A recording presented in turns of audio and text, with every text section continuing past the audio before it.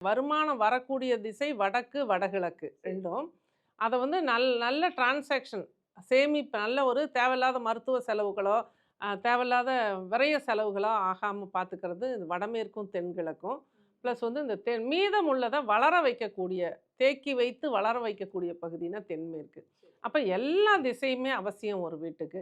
இதில என்னென்ன தவறுகள் பண்ணியிருப்பாங்கன்னு பார்த்தீங்கன்னா, வடக்கு முழுவதும் மரங்கள், கிழக்கு முழுவதும் மரங்கள். குறிப்பிட்ட திசையில என்னென்ன மரம் இருக்கணும், இருக்கக்கூடாதுன்னு இருக்கு. ஆனா, எல்லா மரங்களையும் இன்னைக்கு வச்சுடுறாங்க.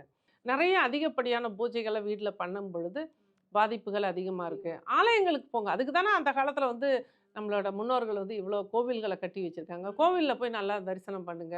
அங்க போய் சண்டை போட்டுக்காம, இடிச்சுக்காம, அமைதியா போய் உட்கார்ந்து இருந்துட்டு வாங்க. இறைவனுக்கு நீங்க அத வாங்குங்க, இத வாங்குங்கிற கான்செப்ட்டே கிடையாது. நிம்மதியா உங்ககிட்ட என்ன இருக்கோ அத வச்சுட்டு 4 ஏழைங்களுக்கு உதவி பண்ணலாம். இது போல செய்யுங்க அப்படிங்கிற ஒரு கான்செப்ட்லயும் இன்னைக்கு நடந்த விஷயத்தையும் சொல்லியிருக்கேன். ப்ளஸ் இந்த மாதிரி ஒவ்வொரு விஷயத்துக்கும் திசைகள் பாதிக்கப்படும் பொழுது, பணவரவு டோட்டலா லாக் ஆகும்.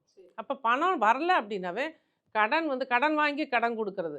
ஒரு கடன அடைக்கிறதுக்கு இன்னொரு கடன் வாங்குது. அந்த கடன அடைக்கிறதுக்கு இப்படி தான் இன்னைக்கு நெறைய மக்கள் வந்து சிக்கிக்கிறாங்க. எங்க கடன் வாங்குனாங்க, எங்க அந்த கடன் ஏற்பட்டுச்சுங்கிறதே சிந்திக்க கூட நேரம் இல்லாத அப்ப அந்த இடத்துல சிந்திக்க வைப்பேன்.